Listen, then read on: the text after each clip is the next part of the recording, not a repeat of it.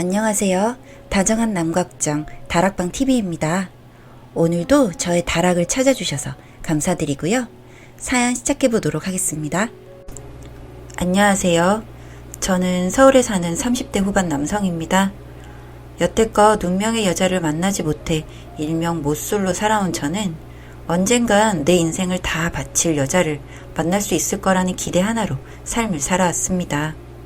평생을 기다려온 내 운명 같은 여자를 만날 수만 있다면 정말 다 견딜 수가 있었으니까요. 그렇다고 제가 어디가 모자라서 연애나 결혼을 못하는 건 아닙니다. 종종 주변 여성들의 대시도 있었고요. 운명이 아니라는 생각이 들어 마음을 받아주진 못했지만요. 어디 가면 남자답게 생겼다는 말도 많이 들었습니다. 직장도 괜찮고 이 정도면 남부럽지 않은 삶을 살고 있죠. 다들 저를 보면 저같이 괜찮은 사람이 왜 여자친구가 없냐며 안타까워하지만 아무런 상관이 없었습니다. 나이가 나이인지라 친구들은 이제 결혼이다 출산이다 뭐다 다들 바쁘고 그 모습을 지켜보며 저도 곧 그럴 거라고 생각했거든요. 그리고 드디어 6개월 전 저는 정말로 제 운명의 여자를 만나고야 말았습니다. 경기도 모처에 있는 거래처를 다녀오던 날 길을 몰라 헤매다 들어간 인적이 드문 골목길에서 뒤따라오던 경차가 갑자기 제 차 꽃무늬에 부딪혀 가벼운 접촉사고가 있었습니다. 그런데 차에서 내린 여성분을 보던 그 순간 저는 느꼈습니다. 이 사람이 내 운명이다 라고. 화려하진 않아도 화장기 없이 부드럽고 여성스러운 이목구비 그리고 실루엣이 드러나는 하늘하늘한 원피스에다 바람의 원피스가 나부킬 때마다 아슬아슬 드러나는 글래머러스한 몸매 게다가 부러질 듯 간단한 손목과 발목 그리 높지 않은 구두를 신었지만 작지 않은 키에 긴 생머리까지 정말 제가 꿈꾸던 사람 같았습니다. 첫눈에 반했지만 물론 외모만으로 운명이라고 생각한 것은 아니었습니다. 자신이 잠시 한눈을 파는 사이에 미처 제 차를 보지 못했다며 어디 다치는 곳은 없냐며 너무나도 미안해하는데 그 모습마저도 정말 예뻐 보이더군요.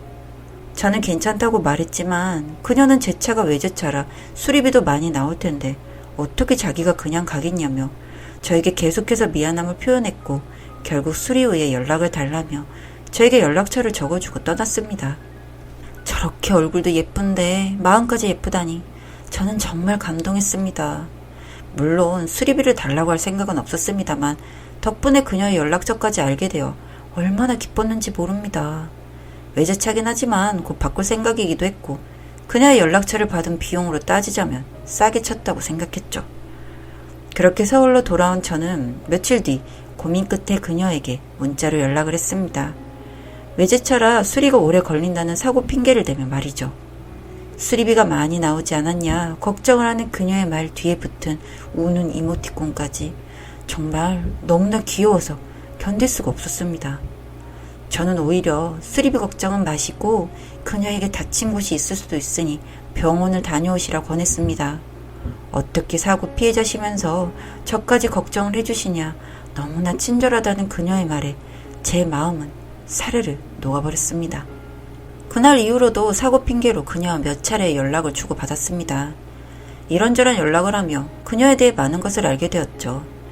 그녀는 30대 초반의 나이이며 교회에서 조용한 개인 카페를 운영하고 있다는 것, 그녀의 이름이 예진이라는 것, 그리고 현재 애인이 없다는 것까지요. 연락의 계기가 사고 때문이었어서 그런지 저와 연락을 할 때면 그녀가 너무 조심스러워하는 것 같기도 했지만 그녀 또한 저와 하는 대화를 즐거워하는 것 같았습니다.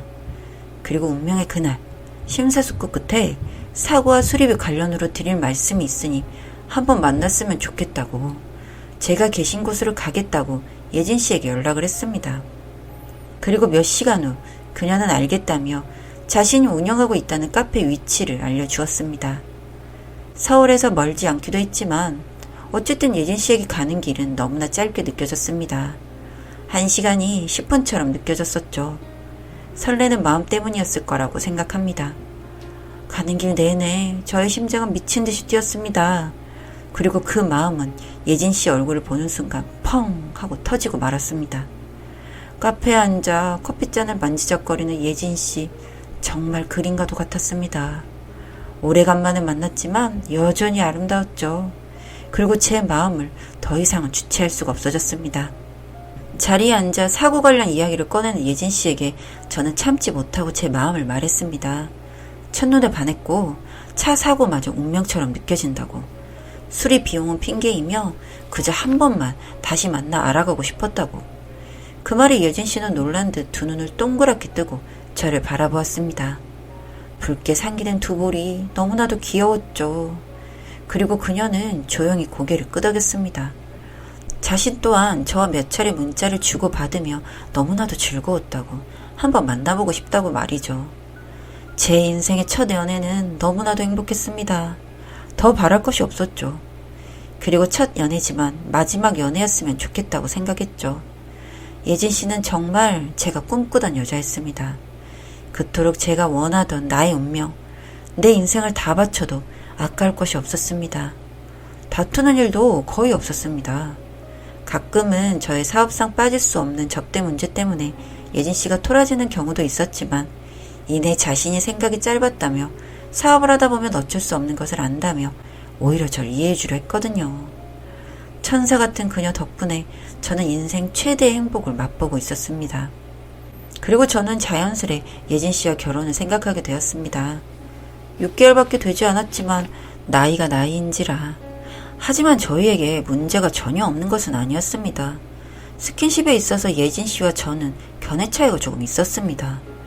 이상하게 키스 그 이상을 허락하지 않는 것이 문제였습니다. 물론 제가 미처 그녀와 잠자리를 하지 못해 안달난 것은 아니지만 사랑을 하다 보면 이 사람과 모든 것을 함께 하고픈 것이 남자 아니겠습니까? 저는 예진 씨를 너무나 사랑하기 때문에 그녀와 뜨거운 밤을 보내고 싶어 하는데 그녀는 어쩐 일인지 저와 함께 밤을 보내는 것에는 주저하였습니다.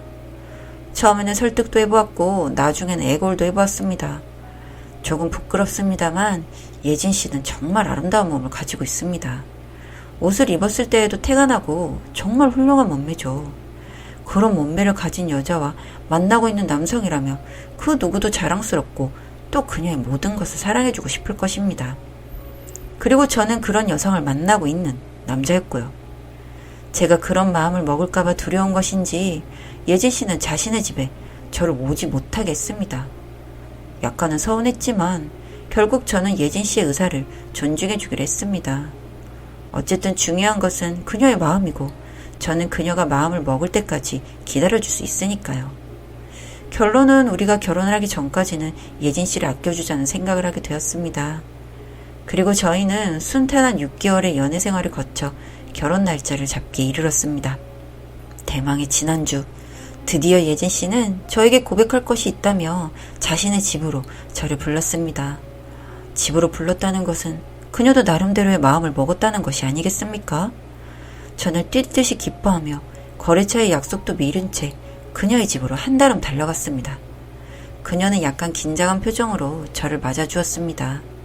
그리고 차와 다과를 내오는데 그마저도 정말 사랑스럽더군요.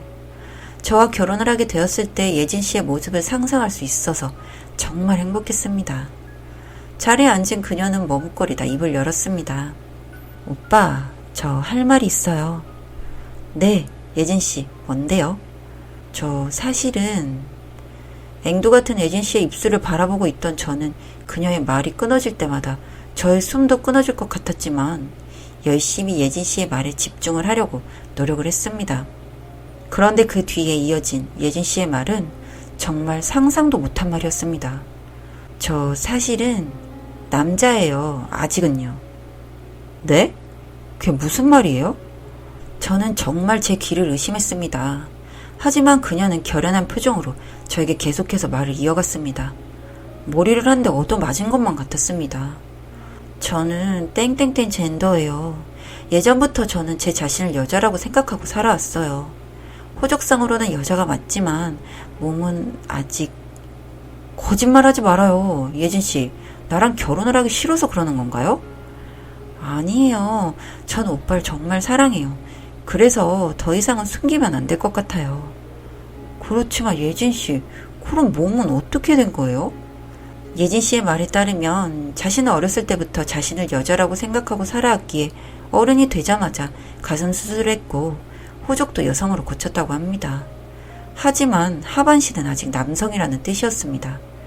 그것을 들은 저는 너무나 충격에 빠졌습니다. 그녀라고 생각했던 예진 씨가 사실은 그였다니. 저는 자리에서 벌떡 일어났습니다. 그런 저의 손을 예진 씨가 붙잡았습니다. 오빠, 가지 말아요. 제 말 좀 들어주세요. 이거 놔요. 숨기려고 한 건 아니었어요. 오빠를 너무 사랑해서 그랬어요. 그래도 그렇지 이건 아니에요. 놔줘요. 오빠, 제가 수술을 받아도 안 되는 거예요? 오빠는 무슨 오빠예요. 여자도 아닌 게. 저는 예진 씨의 손을 강하게 뿌리쳤습니다. 그와 동시에 너무나 큰 배신감에 휩싸인 저는 순식간에 사랑하는 예진 씨에게 해서는 안 될 소리를 하고 말았습니다. 놀란 예진 씨는 충격을 먹은 듯 저의 손을 놓았습니다. 화가 난 저는 그 자리를 박차고 뛰어나왔고요. 그 후로 일주일이라는 시간이 지났습니다. 제가 사랑하던 예진 씨는 아직도 그 모습 그대로입니다. 하지만 제가 알던 예진 씨는 이제 없는 거겠죠. 아주 많은 생각이 듭니다. 저는 아직도 그녀를 사랑합니다. 결혼을 하고 싶습니다. 그렇지만 집에는 뭐라고 해야 하는 걸까요? 잘난 아들 잘나게 키웠다고 자랑스럽게 생각하시는 부모님께 해서는 안 될 짓을 하는 기분이 듭니다. 그녀가 수술하면 모든 것이 해결이 될까요? 저는 아직도 고민을 하고 있습니다. 예진 씨와의 결혼 괜찮을까요? 다정한 남걱정 다락방TV였습니다. 다락방 주인에게 구독과 좋아요, 알림 설정으로 응원해주세요.